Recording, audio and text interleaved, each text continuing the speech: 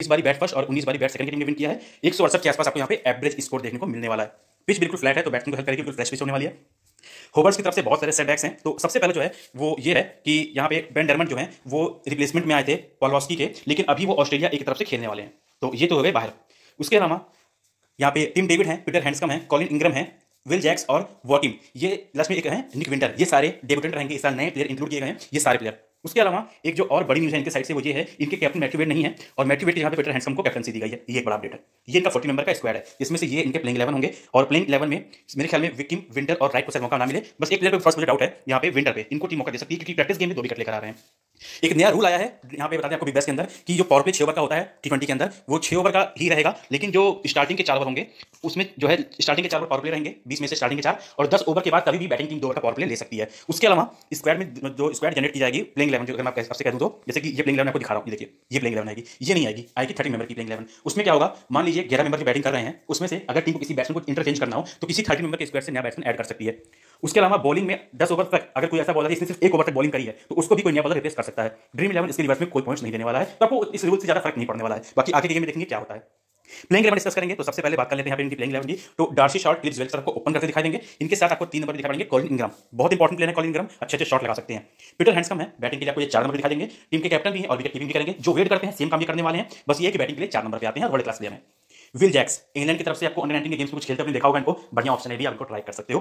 Team David है, James Faulkner है जो कि मेरे ख्याल में लगभग 3 से 4 ओवर गेम में करने वाले हैं, नाथन एलिस हैं जो कि मेनली टेस्ट में कई बार बॉलिंग करने आते हैं, स्कॉट बोलैंड अभी प्रैक्टिस गेम हुआ है उसमें 4 विकेट लेके गए हैं, एक इंपॉर्टेंट रोल इस गेम में प्ले करने वाले हैं। जोहन बोथा स्पिनर के तौर पर इसमें इस्तेमाल किए जाएंगे और रेले मेरेदिथ थर्ड पेसर रहेंगे। तो ये इनकी टीम का प्लेइंग 11 रहेगा। होवर हैरिकेन्स की टीम लास्ट ईयर ठीक ठाक परफॉर्म करके गई है।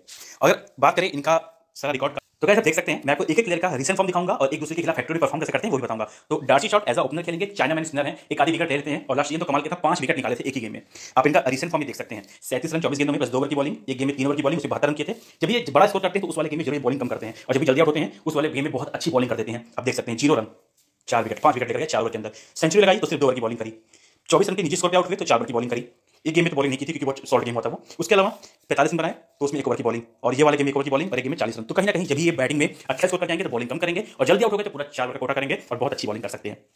ओवरऑल अगर इनकी बात करूं रिसेंट फॉर्म की, तो ये सिडनी सिक्सर्स के खिलाफ अगर देखा जाए तो इन्होंने टोटल 5 मैचेस खेले हैं और 250 रन बना चुके हैं। एक परफेक्ट कॉम्बिनेशन है आपके लिए कैप्टन के लिए, प्लस बॉलिंग में भी 5 में से 3 मैच में उन्होंने बॉलिंग की है और 1 विकेट ले चुके हैं। 50 प्लस का एवरेज है, तो निश्चित तौर पे बहुत ही कंप्लीट प्लेयर है कैप्टन चॉइस के लिए। देखिए इनके पास कई सारे ऑप्शन है एज अ ओपनर। पहला गेम है तो आपको स्पेसिफिक नहीं कर सकता किससे ओपन करा सकते हैं ये, बट मेरे ख्याल में ज्वेल जिन्होंने लास्ट ईयर काफी सारे गेम्स में ओपन किया था और काफी बढ़िया परफॉर्म भी करके गए थे, तो ये एक अच्छे ऑप्शन इनके लिए हो सकते हैं। और इनका जो रिसेंट फॉर्म है 10 है, 28 है, 31 है, 25 है, 27 है, 26 है, 25, तो कहीं ना कहीं ये 20-25 वाले ही हैं। आप इनको बड़ा स्कोर का एक्सपेक्टेशन से मत रखिएगा। इन्होंने भी सिक्सर्स के खिलाफ खेला हुआ है एज अ ओपनर, लेकिन कुछ खास परफॉर्म नहीं किए हैं। 3 गेम्स में 2 इनिंग में 5 रन मात्र बना पाए हैं, तो कोई खास ऑप्शन नहीं है।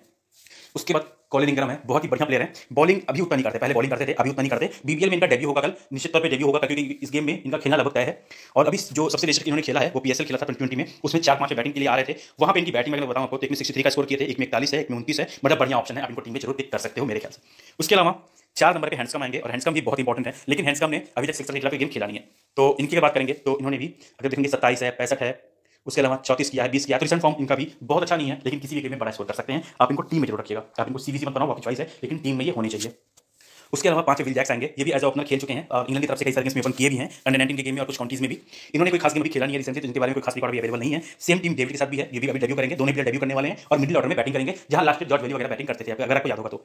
उसके अलावा यहाँ पे जेम्स फॉल्कनर है, मतलब बहुत अच्छे मीडियम पेसर है, आप इनको टीम में ले सकते हैं। बॉलिंग आपको लगभग हर गेम में 3 से 4 करके देंगे, लेटेस्ट जो गेम हुए उसमें 3-4 ओवर की बॉलिंग की है, बीच में 2 ओवर की बॉलिंग भी किए थे और 3 ओवर यहाँ पे 4 ओवर की बॉलिंग की, यहाँ पे 3 ओवर की बॉलिंग की, तो मोर ऑन एवरेज इनको आपको 3 से 4 ओवर बॉलिंग करते हुए देखोगे, क्योंकि ये पहला गेम है तो मेरे ख्याल से ये प्लेयर आपको 4 ओवर बॉलिंग करके दे सकता है और बैटिंग भी इनकी आ सकती है, क्योंकि मिडिल ऑर्डर जो इस बार हर्बर्ट हरिकेन्स का है वो उतना सख्त नहीं लग रहा जितना लास्ट ईयर हुआ करता था, इसलिए फॉल्कनर एक बहुत ही कंप्लीट इंपॉर्टेंट प्लेयर के सेक्शन में रहने वाले हैं। उसके बाद इनका जो अगर आप देखोगे तो विकेट वगैरह भी मतलब अच्छा खासा निकाल लेते हैं, 2-3 विकेट आपको हर गेम में लेके दे सकते हैं और इनका जो वाजिब रिकॉर्ड है सिक्सर्स के खिलाफ आप देख सकते हैं 3 मैच में 6 विकेट ले चुके हैं, तो एक मोर और लेस इंपॉर्टेंट प्लेयर रहने वाले हैं। उसके बाद नाथन एलिस जज के लिए मशहूर है, लास्ट ईयर बहुत अच्छी बॉलिंग करके गए थे, देख सकते हैं हर गेम में लगभग इनको विकेट मिला है और 2 विकेट 3 विकेट भी ले चुके हैं, तो ग्रैंड लीग में आप इनको जरूर ट्राई करें, हेडटू हेड टीम में भी ले सकते हैं। 2 गेम्स खेले हैं हालांकि, लेकिन विकेट ले रहे हैं सिक्सर्स के खिलाफ। स्कॉट बोलैंड आएंगे, मीडियम पेसर हैं और कंट्री रिप्रेजेंट कर चुके हैं ऑस्ट्रेलिया की, बढ़िया ऑप्शन है। रिसेंट फॉर्म इनका भी ठीक ठाक है, आप देख सकते हैं जो बीबीएल के लास्ट कुछ गेम्स खेले थे लगभग हर गेम में विकेट निकालेंगे, क्योंकि डेथ में आते हैं तो 2-3 विकेट आराम से ले सकते हैं। इनका सिक्सर के खिलाफ एक ही गेम खेला है और उस गेम में 5.5 की इकोनॉमी से बॉलिंग किए थे और 11 रन दिए थे, 2 ओवर की बॉलिंग में और 1 विकेट निकाले थे।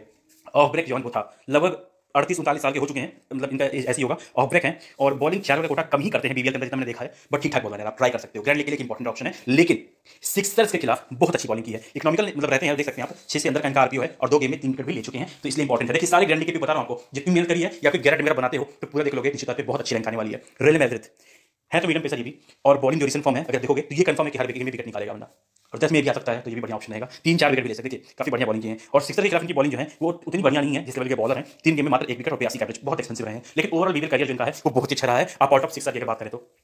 उसके अलावा जॉस फिल्पे, सॉरी अभी मैं बात करता हूं यहाँ पे प्लेइंग, तो गाइस सिक्सर की बात कर लेते हैं यहाँ पे, सिक्सर की टीम की। तो सिक्सर की जो स्क्वाड आई है वो बढ़िया आई, बड़ी 60 नंबर की स्क्वाड आई है, तो यहाँ पे प्लेइंग 11 निकालना थोड़ा सा मुश्किल था, लेकिन फिर भी मैंने अपने प्लेइंग 11 निकाला है। जस्टिन एवेंडेनो रिसेंट फॉर्म बहुत अच्छा रहा है, प्रैक्टिस गेम में बढ़िया नहीं खेल के आए हैं, तो इनको इसका रिवॉर्ड जरूर मिलेगा इस वाले गेम में, मेरे हिसाब से आप इनको ट्राई भी कर सकते हो ग्रैंड लीग में। जॉस फिल्पे लास्ट ईयर के लीड रन गेटर हैं इस सीरीज के, तो निश्चित तौर पे एक इंपॉर्टेंट ऑप्शन रहने वाले हैं, इसी वजह से इनको साल आईपीएल भी खेलने को मिला, लेकिन आईपीएल का फॉर्म बहुत संतोषजनक इनका नहीं रहा था, हालांकि एक आध गेम में बढ़िया बैटिंग किए थे। जेम्स विंस इंग्लैंड के प्रॉपर बैट्समैन है, बढ़िया ऑप्शन रहेंगे। डैनियल ह्यूस्टन के कैप्टन है और कभी भी बढ़िया स्कोर कर सकते हैं, काफी कम लोग इनको पसंद करते हैं, ड्रीम इलेवन में काफी कम देते हैं, लेकिन आप टीम में ट्राई कीजिएगा। जैक एडवर्ड्स वैसे तो कई बार ओपन भी करते हैं, लेकिन आई थिंक इस प्लेस के लिए कंफर्ट प्लेयर हो सकते हैं, मे भी इनको बैटिंग के लिए प्रमोट भी किया जा सकता है, डिपेंड करेगा सिचुएशन के हिसाब से, वैसे प्रेफर करते हैं ओपन करना। कार्लोस ब्रेथवेट डेब्यू करने वाले हैं और आप जानते हो ये क्या कर सकते हैं, जाके सीपीएल के जरूर फॉर्म देख लीजिएगा, चाहे वो बैट से हो, चाहे वो बॉल से हो, चाहे वो फील्डिंग से हो, हर तरीके से एक ऐसे प्लेयर जिनको कम से कम वाइस कैप्टन जरूर बनाना चाहोगे। डेनियल क्रिस्टन इंपॉर्टेंट ऑप्शन एक और आ चुके हैं, तो ये सारे प्लेयर्स काउंट कीजिएगा, एक से प्लेयर को बता रहा हूं यहाँ पे, किसी को भी आप यहाँ पे अवॉइड नहीं कर सकते। उसके बाद बेन डावरिस आएंगे, बढ़िया बॉलर है, लास्ट ईयर का परफॉर्मेंस बहुत अच्छा रहा था। गुरविंदर सिंधु खेलते थे थंडर की तरफ से, इस साल सिक्सर्स की टीम ने मौका दिया है, निश्चित तौर पे सेम ग्राउंड में मतलब इनका जो रिकॉर्ड है बहुत अच्छा रहता है, लेकिन होबर्ट में देखने वाले प्लेयर होंगे कैसा परफॉर्म करते हैं। बाकी यहाँ पे लॉयड पोप है और स्टीव ओकीफ है मेन स्पिनर के तौर पर रखे गए हैं। तो गाइस अभी हम बात कर रहे थे यहाँ के प्लेयर्स की, तो अभी मैं अगर यहाँ पे बात करूँ सिक्सर्स की टीम की, तो फिल पे आएंगे, फॉर्म बताने की जरूरत नहीं है, आप खुद ही देख सकते हैं, 52, 34, 61, 52, उसके अलावा बीच में थोड़ा फ्लॉप रहे थे 83, 33, 24, तो बहुत अच्छे प्लेयर हैं, टीम में तो वाजिब स्थान इनका होना चाहिए यहाँ पे। उसके अलावा देखिए होबर्ट हरिकेन्स के खिलाफ बढ़िया ऑप्शन है, 42 का एवरेज है और एक निश्चित तौर पे बहुत इंपॉर्टेंट प्लेयर होने वाले हैं। उसके बाद आएंगे जस्टिन एवेंडेनो, ये भी बढ़िया ऑप्शन है, आप इनको भी टीम में दे सकते हो। परफॉर्मेंस इनका जो है बहुत अच्छा तो नहीं है, एक दो गेम में अच्छी बैटिंग कर चुके हैं, जिसमें से एक गेम जिन्होंने खेला था उसमें 47 का स्कोर किए थे और एक गेम में 20 का स्कोर किए थे, बाकी एवरेज परफॉर्मर है। 2 गेम यहाँ पे बैटिंग को करने का मौका मिला, सिर्फ एक इनिंग खेली थी, 5 रन बनाए थे। उसके अलावा यहाँ पे जेम्स विंस हैं, बैटिंग के लिए यहाँ पे 2 राउंड पे आ सकते हैं, सॉरी ओपन या फिर टूर्नामेंट पे आ सकते हैं। अगर जस्टिन एवेंडेनो खेलते हैं तो ये 3 नंबर पे आएंगे, ठीक ठाक परफॉर्मर है, इनको टीम में जरूर रखिएगा। 3 गेम खेले हैं, 93 रन बनाए होबर्ट के खिलाफ, बढ़िया ऑप्शन है। तो यहाँ पे आपके पास आते हैं, आपके पास डैनियल ह्यूज टीम के कप्तान, इनका गेम यहाँ पे 29 का एवरेज है और 145 रन कर चुके हैं, कुछ अच्छे इनिंग इनके पास भी हैं, 37, 35, 40, ठीक ठाक ऑप्शन है, आप ट्राई कर सकते हो। जैक एडवर्ड ठीक ठाक ऑप्शन है, इनके साथ जा सकते हैं, कोई खास इनका रिकॉर्ड नहीं है, लास्ट 1-2 गेम में मौका मिला था।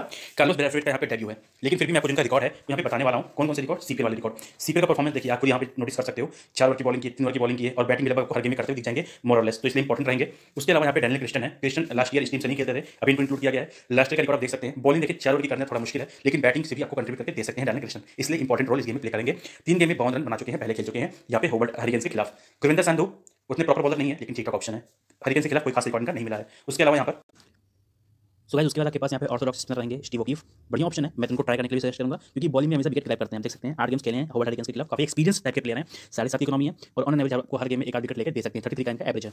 उसके बाद इस टीम के सबसे बेहतरीन बॉलर आते हैं, नाम है बेन डावरिस, और मतलब काफी बढ़िया रिकॉर्ड इनका देख सकते हैं, 2 विकेट, 2 विकेट, एक विकेट यहाँ भी ले चुके हैं। लेकिन जो मेन बात है यहाँ पे इनको फोकस करने वाली, अगर आप देखेंगे यहाँ पे तो रिसेंट फॉर्म मैंने बहुत सारा लेकर दे दिया आपको यहाँ पे, तो मेन जो इनका फंडा है इनको लेने का ये है कि ये जो इनका रिकॉर्ड है वो काफी इंपॉर्टेंट है, देख सकते हैं 29 का एवरेज है, 7 गेम में 6 इनिंग बॉलिंग की है और 6 विकेट ले चुके हैं, इसलिए भी थोड़ा इंपॉर्टेंट ऑप्शन रहेंगे इस गेम के लिए, आप ट्राई करिएगा। लास्ट में आपके पास यहाँ पे लॉयड पोप है, इस प्लेस पे एक मतलब मिनटी भी है, वो भी आ सकते हैं, बट मेरे हिसाब से लेग ब्रेक स्पिनर्स गेम में आना ही चाहिए। लॉयड पोप हो सकते हैं इस गेम में प्लेइंग 11 में आ जाए, बट इनका रिकॉर्ड उतना खास नहीं है यहाँ पे, मतलब होबर्ट हरिकेन्स के खिलाफ, लेकिन बीच के कुछ गेम्स में लास्ट ईयर बहुत अच्छा बॉलिंग किए थे, देख सकते हैं ये वाला क्लिप, जो मिडिल के बीच वाले ओवर्स में आते थे और 2-3 विकेट लेके जाते थे, एक आध बार पावर प्ले के अंदर भी आए हैं, तो इसलिए इंपॉर्टेंट ऑप्शन रहेंगे। 2 मैचेस खेले हैं